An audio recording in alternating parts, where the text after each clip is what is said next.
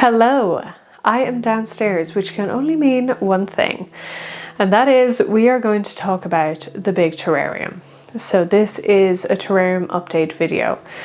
I am not entirely sure how many weeks it's been since I've built this, but I will put it on the screen. It's been a couple of weeks and it's honestly settled in really well. That's the summary. But I wanted to walk you through some of the things I've noticed about the terrarium, some of the new growth that's happening, and how it's generally doing, as well as how my care of it has been so far.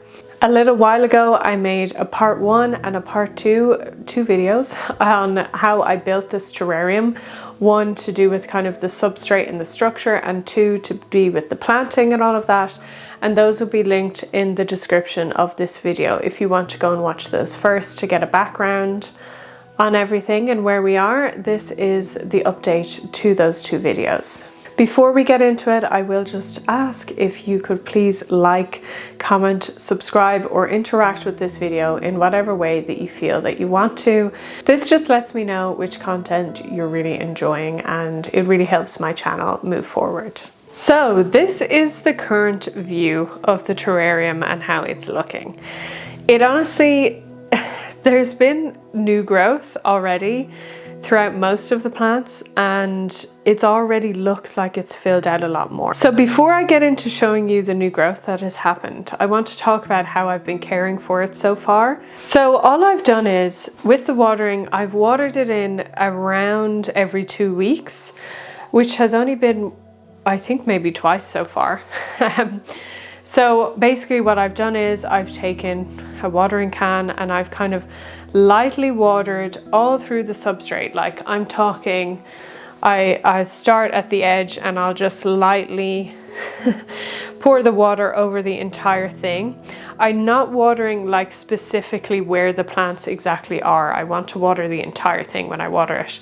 And on top of that, I was also then spraying down everything with a spray bottle that I have down here. So just with one of these, I've just been spraying down all the plants. So I've been spraying down all the plants. Now, when I do that on the day that I water it, I will run the fan for a couple of hours straight after that. And that's because I don't want anything to get a bit kind of stagnant and moldy. About once a day, I will run the fan for around an hour, and that is it. So you may not be able to see, I'll show you here. The cling film on the top, it has an opening here where the fan is, and then it has another opening at the end, a smaller opening. That is basically so that the airflow coming in here will pass through the entire terrarium but also leave again. So it's creating kind of a circulation. That's kind of how I've imagined it, and that has worked really well.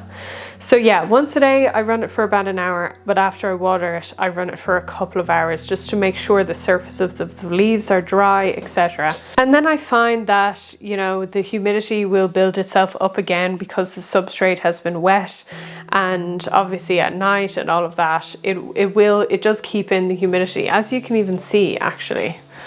Like, I can see the humidity on the top of the cling film here. In one of the last videos of the terrarium, someone actually said about using clear perspex to cover it, which was a perfect idea, and I will definitely be doing that.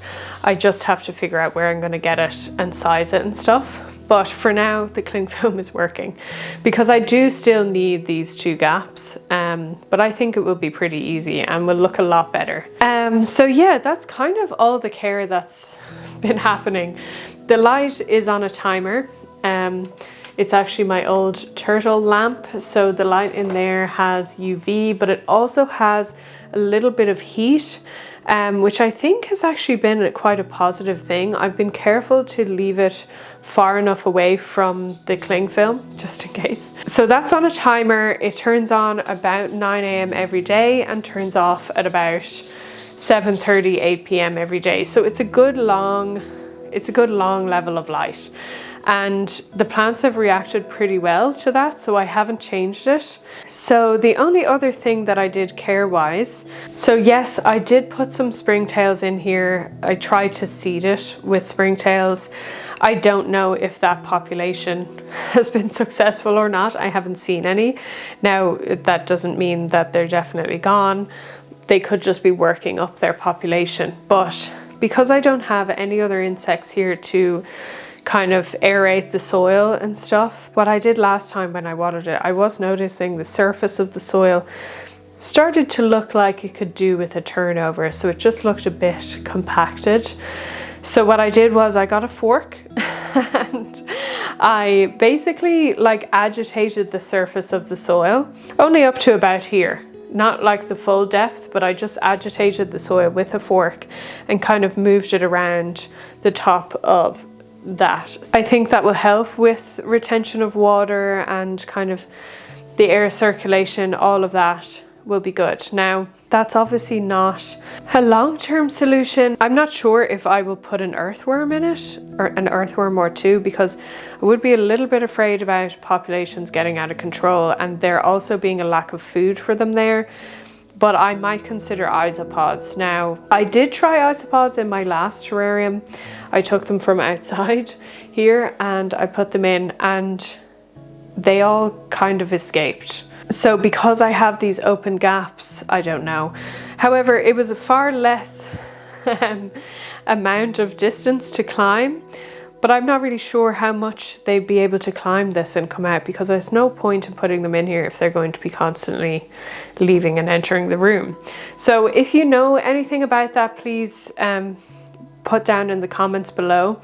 I know some people were mentioning isopods in the last part 2 video, but I'm just unsure about having the open parts. Like, how mobile could they be on just plain glass? I'm not really sure, but that would be the ideal situation. But for now, I'm going to do it myself with a fork, maybe every 4 weeks. So yeah, that is essentially how I've been caring for it. That's everything I've done, really, really minimal. With the fan, it's not on a timer, which maybe is something I should do, but I kind of just turn it on maybe when I'm coming down to have lunch, or if I've taken the dog out to pee, you know, and I'm working until the next time I come downstairs, etc. And it's been really easy to manage. So let's take a look at the actual plants themselves and how each one individually has been doing. I haven't reported any casualties, so that's a plus. But yeah, let's take a closer look at that. And baby is kicking away while I'm chatting to you about this, which is a little bit distracting, honestly, but nice. Maybe baby likes the terrarium. So starting over on this side, the first plant, well, I guess the first plant is actually this air plant over here. No real change with that. It doesn't look dead, but then we have the Monstera High Constellation. This is a new leaf and it has a fenestration. It's also not like necessarily smaller than the previous leaf, so I'm pretty impressed with how quickly that came out. Like, it was kind of immediately happy. Now, I have tried to prop it up a bit with this piece of spiderwood, but it actually does need a stake because it's already leaning. I don't know how long this will survive in here for, because it will run out of height fairly quickly. But it's very, very happy, and I'm very impressed with how quickly it put out new growth, considering it was a brand new plant and it hadn't like adjusted to anything yet. So I am going to put a small kind of stick for support with that and kind of anchor it in the soil. Behind that, which we will see back here, there actually is a Monstera adansonii back here that has kind of been overshadowed by new growth from this anthurium. But yeah, so that's no longer getting a lot of light. As you can see, there is a yellow leaf there. I don't know what the long-termness of that adansonii cutting is going to be because of the lack of light now, but we will see. So with the anthurium, the reason that adansonii has no light is because of this brand new big leaf here. So this new leaf emerged maybe a week or 10 days after I made the terrarium, which I thought was pretty impressive. And as you can see, it's slightly poking the cling film. So as far as the longevity of that anthurium staying in this tank, that leaf was honestly so tall, I don't really know why, but it's obviously happy. Yeah, so that anthurium is still in its pot. It's just kind of nestled in there, so it will be easy to take out because I don't think it will be in there long term, honestly. Then we have 2 ferns down here. This cotton candy one I can't remember the name of, I'll put it on the screen. That has grown quite a lot. Like honestly, it's maybe hard to tell, but it's really bulked out. It's gotten quite tall and it's spread, which I'm really happy about, so that's doing well. We have then this Adansonii at the front. This is a new leaf, so actively growing, pretty happy, getting very good light there. Then we have the second Anthurium silver bush. So a couple of things have happened with this.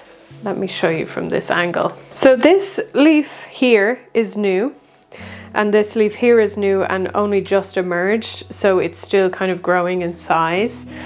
And then it also flowered. Now I considered cutting the flower off, but then I was like, no, I'll just leave it be. I'll leave it be. So that is the newest leaf. I'm excited to see how big that grows, but it seems pretty happy.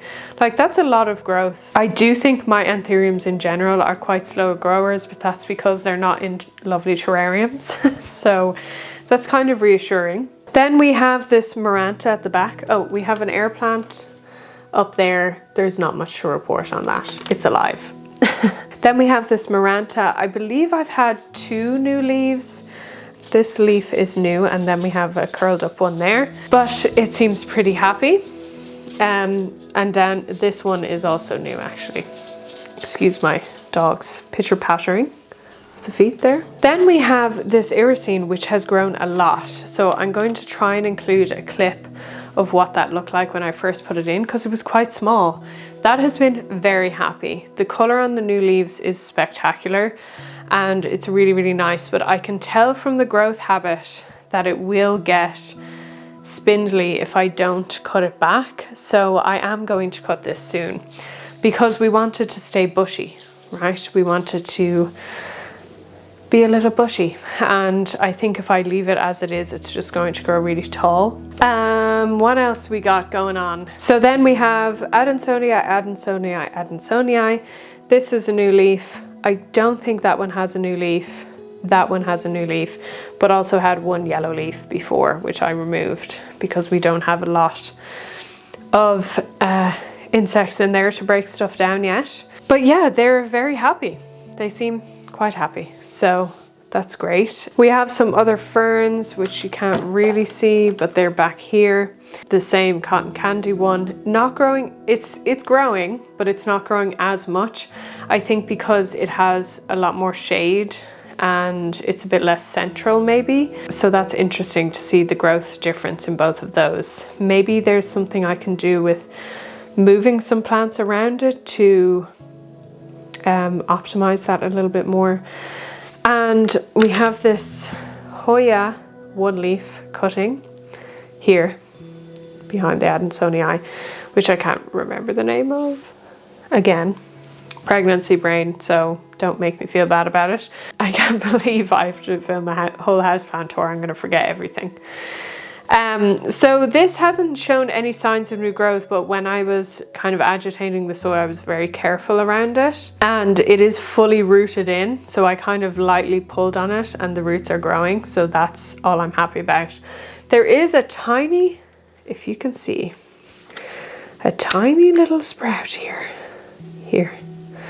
And I don't know what it is. It may be the Hoya or it may be something else, but I think that's pretty cool. So happy about that. Overall, if we take a step back, everything is pretty happy. It's been a great success so far. So I'm really happy with obviously my choices so far. We will see how they go over time, but almost all of the plants are actively growing and have reacted really well. And it looks beautiful and the plants are happy. So yeah, that's all I really have to say on it. I will probably leave it now a couple of months again before I give you another update. Maybe we'll do some chores like some maintenance, pruning, etc. But as far as an update, I'm going to leave it a long time now and see how it does. Considering everything has been positive so far, I'll be interested to know if that continues into the next couple of months, but I will let you guys know. So thank you so much for following along the journey of this big tank terrarium. And you know what? This tank, if you've watched the part 1 and 2, you'll know kind of the sentimental background to this, and the fact that it's doing so well now and has been repurposed has honestly made me so happy and given me a lot of joy for something that made me quite sad for quite a long time. So that's really nice and I'm really happy about that. So that is it for the update. I hope that you enjoyed it. I'm honestly really pleased with how this turned out and how it's been going so far. I think it's very clear from how the plants have reacted in terms of already putting out new growth that it is a really good environment for the plants that I put in there, and I'm really happy about it. You know, we come down here every evening and we enjoy this room and it's so beautiful to look at. It's something that is just like a real feature of the room and I'm really proud of it. No regrets so far about the choices that I made, which is pretty astonishing, to be honest. Thank you so much for watching this video and I will see you very soon in the next one. Bye.